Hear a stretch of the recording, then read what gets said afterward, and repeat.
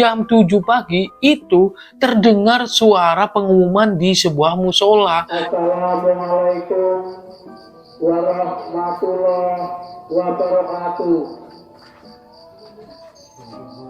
Inna lillahi wa inna ilaihi raji'un. Nah di situ bener nih, salah satu orang yang ronda dari kubunya si Kirman itu ada melihat pocong. Dan pocongnya ini berwarna hitam. Ini kan aneh banget. Halo, assalamualaikum warahmatullahi wabarakatuh. Berjumpa lagi dengan saya Doni Free di channel Sudut Malam tentunya. Apa kabar nih kalian semuanya? Semoga kalian diberikan kesehatan, umur yang panjang, rezeki yang melimpah, dan rezeki yang berkah. Amin amin ya robbal alamin. Aduh bro, saat ini biasa nih lagi turun hujan di sini. Jadi nanti kalau ada suara hujan mohon dimaklumi ya. Daripada saya ini nggak bisa ngonten. Jadi di sini tuh udah hujan berapa hari loh. Dan tadi pagi aja nih bangun tidur aku tuh jam 7 udah hujan dan udah kabut. Itu di sini tuh suhunya sampai 12 derajat loh pagi tadi. Gila dingin banget. Oke, jadi di episode kali ini saya itu akan menceritakan sebuah kisah yang terjadi di Jawa Tengah. Ini tuh terjadi di tahun sekitar 2006. Di mana di sebuah wilayah itu diteror oleh pocong hitam. Nah di sini pocong hitam itu bukan hantu, tetapi dia itu manusia yang sedang melakukan ritual pesugihan gitu loh. Pokoknya di sini ceritanya menarik banget. Tetapi seperti biasanya sebelum kita mulai ceritanya, buat kalian yang baru nemu channel ini atau baru nemu video ini, jangan lupa di subscribe terlebih dahulu. Dan buat kalian yang sudah subscribe, jangan lupa tulis nama dan alamat tempat kalian itu berasal. Biar saya itu semakin kenal dengan kalian semuanya. Dan mungkin gak usah lama-lama lagi, kita langsung menuju ke ceritanya.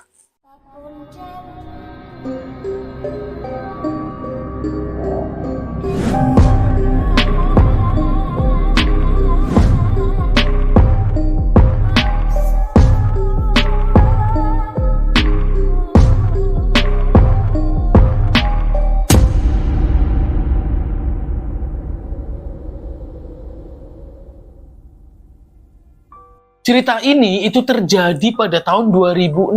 Nah, di sini di suatu daerah atau suatu wilayah, lebih tepatnya wilayah tersebut itu atau daerahnya itu berada di Jawa Tengah. Nah, di sini si pengirim cerita ini itu menyampaikan bahwasannya seluruh kampung pada saat itu sempat digegerkan dengan kehadiran si pocong hitam. Lah ternyata pocong hitam ini itu bukanlah hantu, melainkan dia itu manusia. Karena di suatu desa itu masih ada aktif nih sistem pos kamplingnya. Jadi pada malam hari itu ada orang yang ronda. Dan dalam setiap malam itu ada orang yang berjaga malam atau yang ronda itu berjumlahnya itu 2 orang. Nah pada giliran malam itu sebut saja namanya Kirman dan Rasman. Karena Pak Kirman dan Rasman ini udah capek nih keliling satu kampung. Akhirnya mereka itu memutuskan untuk duduk dan beristirahat di pos kampling. Dan pada saat itu dia itu melihat seperti apa ya namanya kayak bayangan hitam gitu loh. Dia itu apa namanya? Jadi kayak melompat-lompat. Nah di situ mereka berdua ini kan ketakutan nih. Wah, apaan tuh? Kalau pocong masa iya sih warnanya hitam gitu loh. Akhirnya mereka berdua ini langsung lari nih menuju rumahnya masing-masing. Dan pada malam hari itu mereka berdua ini tidak berjaga di pos kampling, tetapi mereka itu tidur di rumah masing-masing. Dan pada keesokan harinya pada saat jam 7 pagi itu terdengar suara pengumuman di sebuah musola. Assalamualaikum warahmatullahi wabarakatuh. Inna lillahi wa inna ilaihi raji'un. Yang mengabarkan bahwasannya ada salah satu warga di daerah tersebut itu meninggal dunia. Nah di sini Rasman dan Kirman dia juga apa namanya aktif banget di kegiatan sosial. Jadi ketika ada orang mati dia itu bantu-bantu nih beresin rumahnya, dia ikut gali kuburnya dan lain-lainnya. Nah pada saat itu tiba di kuburan mereka berdua ini bercerita nih kepada seluruh warga yang berada di situ.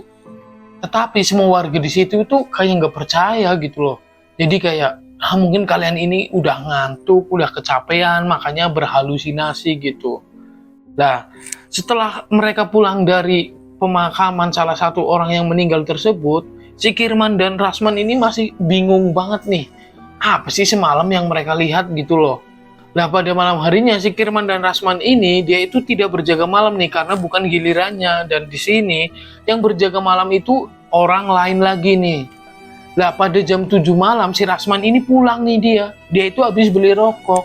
Nah, tetapi di persimpangan jalan dia itu melihat seperti apa yang dia lihat pada malam hari kemarin. Lah, dia kaget kan, dia langsung lari lagi nih. Sesampainya di rumah, dia itu menceritakan kepada istrinya. Nah, tetapi udah nih isu itu mengenai si Kirman dan Rasman ini melihat sesuatu, itu emang gak beredar di masyarakat. Udahlah, dianggap angin lalu gitulah. Lah, di keesokan harinya, itu terdengar lagi pengumuman dari musola bahwasanya itu ada salah satu orang yang berada di daerah situ, itu meninggal dunia lagi. Dan itu terjadi selama 2 minggu nih berturut-turut, dan 2 minggu full itu terus ada orang meninggal terus. Nah, setelah 2 minggu ini udah nggak ada orang yang meninggal lagi nih. Lah, tetapi ini di kampung sebelahnya itu juga geger nih. Jadi setelah 2 minggu itu gantian nih di kampung sebelahnya itu selama 2 minggu berturut-turut itu juga ada orang yang meninggal nih. Nah, walaupun mati itu kan nggak ada yang bisa tebak ya, itu kan rahasia ilahi. Tetapi menurut warga sekitar ini memang seperti ada kejanggalan gitu loh. Masa iya sih setiap hari loh ada yang orang meninggal? Dan itu juga satu kampung. Jadi 2 minggu setelah kampungnya si Rasman dan Kirman, setelah 2 minggu tersebut itu kampung sebelahnya. Itu kasusnya kayak gitu juga tuh. Setiap pagi itu ada orang yang meninggal dunia. Lah, di sini akhirnya warga itu bingung nih, ada apa sih ini gitu loh.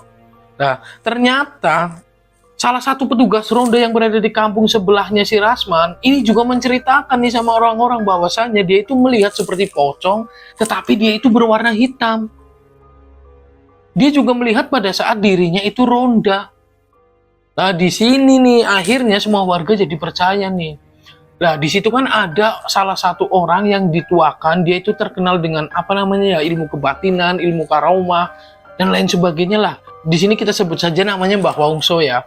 Nah, akhirnya beberapa orang ini datang ke tempatnya si Mbah Wongso. Mereka itu bertanya nih, mengenai apa yang terjadi di kedua kampung tersebut. Kok bisa sih ada orang yang meninggal setiap hari berturut-turut selama 2 minggu?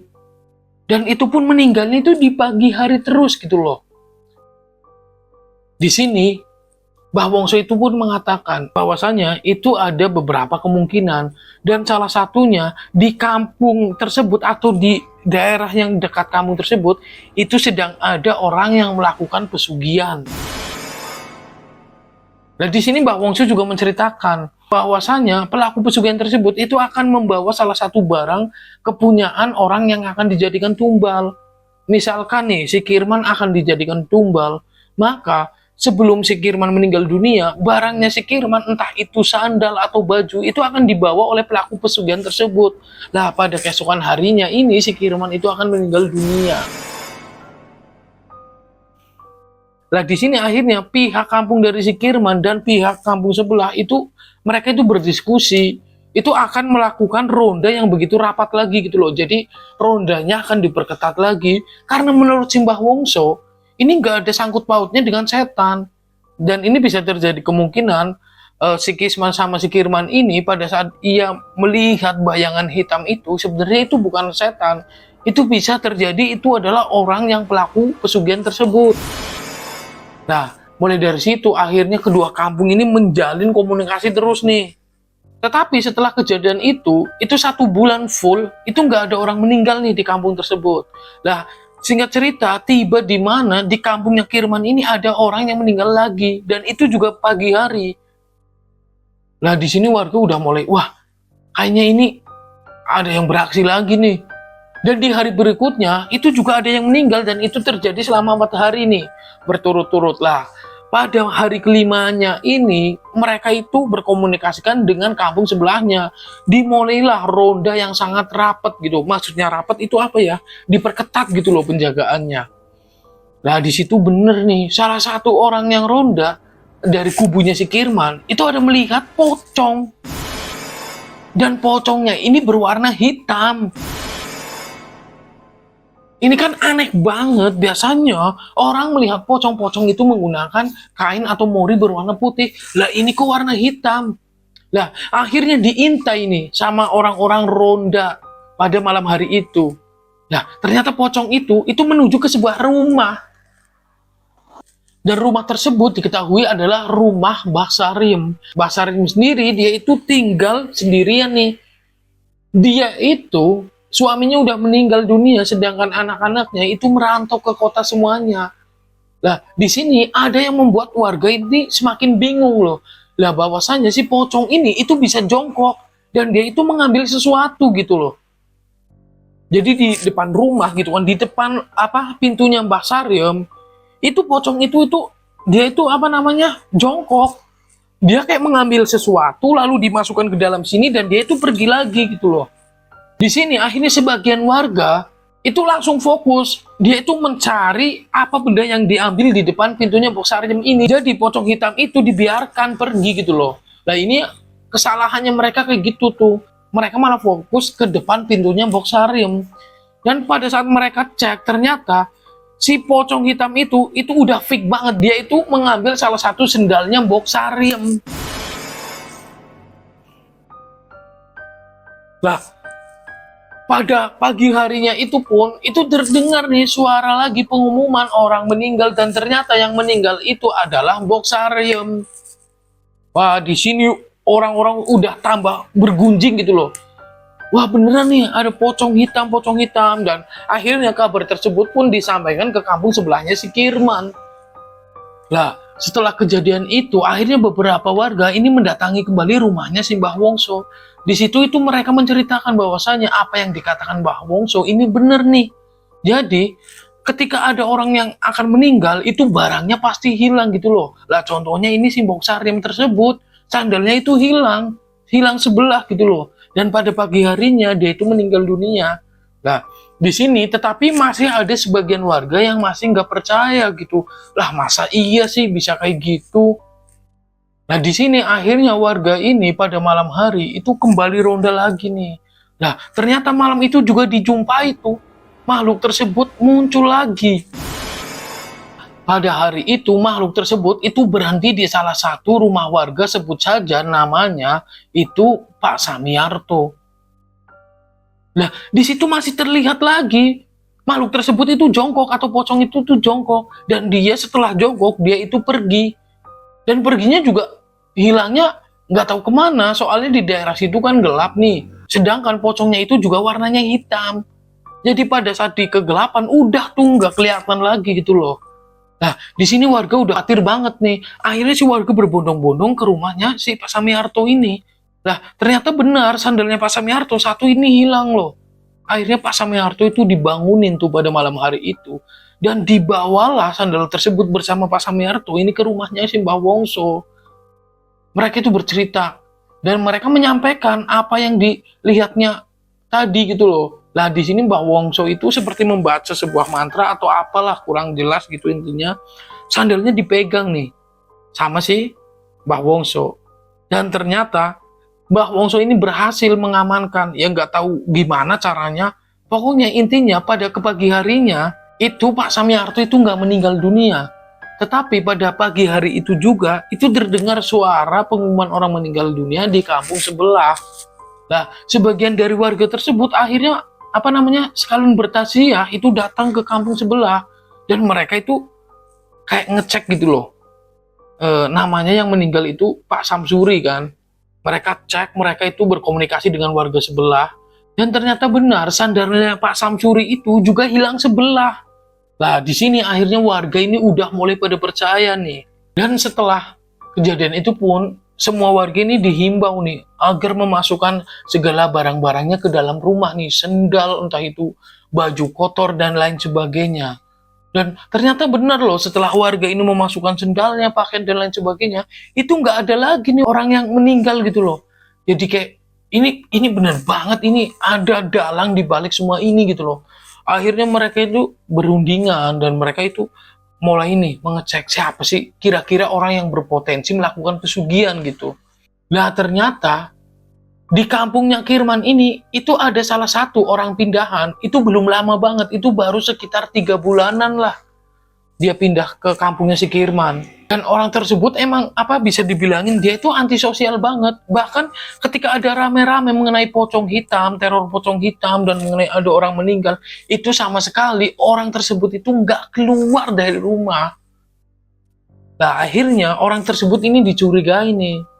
Nah, diketahui orang tersebut ini itu datang dari seberang pulau gitulah, intinya bukan dari provinsi yang sama gitu loh. Nah, di sini akhirnya warga mulai menyusun strategi nih. Ada pembagian tugas. Salah satunya ada yang mengintai orang tersebut itu dari rumahnya. Nah, kebetulan nih yang ditugaskan untuk mengintip itu atau mengintai orang tersebut itu adalah Pak Kirman dan Pak Kisman nih, seperti sepasang nih mereka berdua. Lah, sebut saja orang pendatang itu namanya si Anto. Pada malam hari pertama, mereka itu merasakan ya, Pak Anto ini normal-normal aja gitu loh. Dia itu tidur dan lain sebagainya. Nah, selama 1 minggu itu tanpa membuahkan hasil sedikit pun. Nah, pada hari berikutnya itu ronde itu udah agak udah seperti biasanya lagi lah, kampung udah aman gitu kan. Nah, ini ada datang, itu keponakannya Pak Kirman nih. Dia itu datang dari Jakarta, dia itu berkunjung ke rumahnya Pak Kirman. Dan pada malam hari tersebut, keponakannya ini dan termasuk Pak Kirman juga lalai. Mungkin mereka lupa nih. Jadi sepatu keponakannya Pak Kirman itu tetap ditaruh di luar nih. Lah, pada keesokan harinya, tiba-tiba saja ponakannya Pak Kirman ini meninggal dunia. Nah, di sini Pak Kirman kaget banget. Dia itu ketika tahu ponakannya meninggal dunia, dia itu langsung keluar rumah. Dia itu mencari sepatunya ponakannya tersebut, dan benar saja sepatunya itu tinggal sebelah.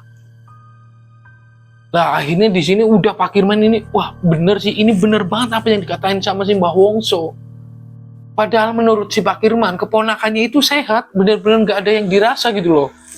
Akhirnya nih, beberapa hari warga itu mengadakan pertemuan kembali nih. Nah, di sini mereka itu mencoba akan memancing siapa sih dalang dibalik semua ini. Akhirnya ada beberapa rumah itu memang sengaja dipancing nih.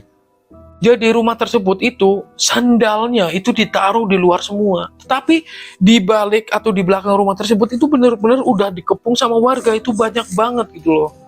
Nah, di sini akhirnya benar saja nih pada jam 1:30 dini hari itu makhluk tersebut itu datang nih. Jadi pocong hitam gitu, warnanya hitam, kain kafannya gitu loh.